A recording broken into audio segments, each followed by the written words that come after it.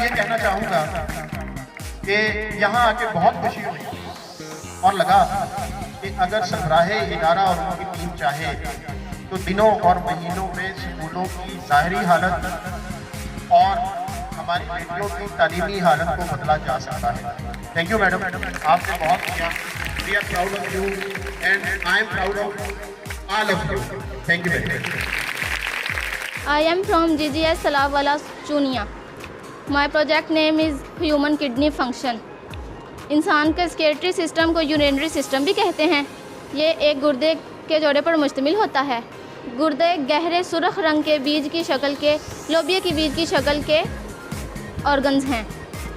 एक गुर्दे का वज़न तकरीबन 27 ग्राम होता है। गुर्दे का अहम काम यूरिन बनाना है। ये काम 3 मराहिल पर मुश्तमिल होता है: filter, pressure, selective reabsorption and tubular secretion. पानी का क्या फंक्शन है? यूरिनरी सिस्टम से यूरिन गुर्दों के ज़रिए यूरिनरी ब्लैडर तक जाता है। यूरिनरी ब्लैडर जिस्म में से आर्जी तौर पर थोड़ी देर के लिए स्टोर करता है। यूरेथ्रा एक नाली है जो यूरिन को गुर्दों से जिस्म से बाहर निकल जाती है। My name is Shasta. I am from 10th class. I am performing project of physics. Fan flotation by magnetic field. ये एक सोलेनॉइड कॉइल है। जब इसके इर्द मैग्नेटिक फील्ड को पैदा किया जाता है तो ये पंखे हरकत करने लगते हैं। My name is Ramona Ishfaq. I am from GGS Lawala School. My project name is series combination of capacitors. ये 2 लाइट्स हैं। जब हम इसको स्विच को प्रेस करते हैं तो 2 लाइट्स ऑन होती हैं। 2 लाइट्स के वोल्टेज को जमा करने से हमारे पास बैटरी का वोल्टेज आता है। हर लाइट का चार्ज बैटरी के चार्ज के इक्वल है। My name is Usma. I am from class 10.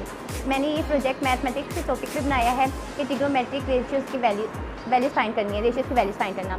जैसे कि ये यहाँ पे कोस थीटा पे हमने किया तो यहाँ पे जो इसके एंगल्स है एंगल्स की वैल्यूज़ फाइंड कर सकते हैं। जैसे ही मैंने इसे रोटेट किया तो इसके बाद यहाँ पे tan थीटा आ जाता है।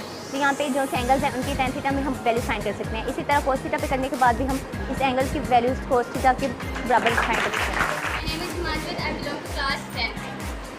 मेरा जो प्रोजेक्ट है वो केमिस्ट्री प्रोजेक्ट है। हमारे पास कोई भी टीएस होते हैं, 3 तरह होते हैं: सॉलिड होते हैं, लिक्विड होते हैं, गैस होते हैं। इस पर हम बात करें तो उनकी जो मॉलिक्यूल्स में स्पेस कितनी होती है। गैस में कम स्पेस होती है, उसमें बहुत सारे अदर गैसेस होते हैं। लिक्विड में हमारे पास स्पेस नॉर्मल होती है और लिक्विड में हमारे पास जो मॉलिक्यूल की स्पेस होती है वो बिल्कुल नहीं होती, क्योंकि लिक्विड में बहुत सारी चीज़ें होती हैं और इसमें इवेपोरेशन, कंडक्शन भी आ जाते हैं और इसमें मेटाबॉलिक पॉइंट, इनके डिकम्पोजिशन, बॉइलिंग पॉइंट, ये सारे आ जाते हैं। ये स्पेसिस की रीजन इसमें बनते हैं। जब लाइट मिरर पे पड़ती है तो रिफ्लेक्ट होकर वापस आती है।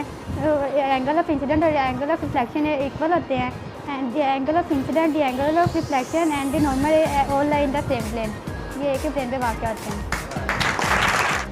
This is the model of human heart and this model is of the subject of biology. इसमें क्या होता है, जो हमारा हार्ट है वो एक मस्कुलर पंप है और एक मस्कुलर ऑर्गन के तौर पर वर्क करता है। इसमें ये एज ए डबल पंप जो है वो वर्क करता है। एट द सेम टाइम इसमें जो डीऑक्सीजनेटेड ब्लड है वो हार्ट के अंदर आता है और ऑक्सीजनेटेड ब्लड जो है वो हमारे बाकी पूरी बॉडी को है वो डिलीवर होता है। इसमें ये सुपीरियर वेना कैवा है, ये इन्फीरियर वेना कैवा है। सुपीरियर वेना कैवा हमारी जो ऊपर हार्ट से ऊपर जितने भी ऑर्गन हैं उनसे ब्लड आएगा और इन्फीरियर वेना कैवा से हमारी बॉडी से नीचे जितने भी पार्ट्स हैं उनसे डीऑक्सीजनेटेड ब्लड जो हमारे राइट एट्रियम में आएगा।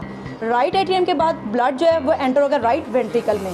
राइट एट्रियम और राइट वेंट्रिकल के दरमियान एक वॉल्व होता है जिसका नाम है ट्राइकस्पिड वॉल्व। इसको ट्राइकस्पिड वॉल्व हम इसलिए कहते हैं क्योंकि ये 3 फ्लैप्स ऑफ टिश्यू से बना होता है और ये प्रिवेंट करता है इस ब्लड की दोबारा बैक फ्लो को, कि बैक फ्लो को ये स्टॉप करता है ये वॉल्व। अब राइट एट्रियम में आने के बाद ये ब्लड जो है वो एंटर होता है हमारी पल्मोनरी ट्रंक में।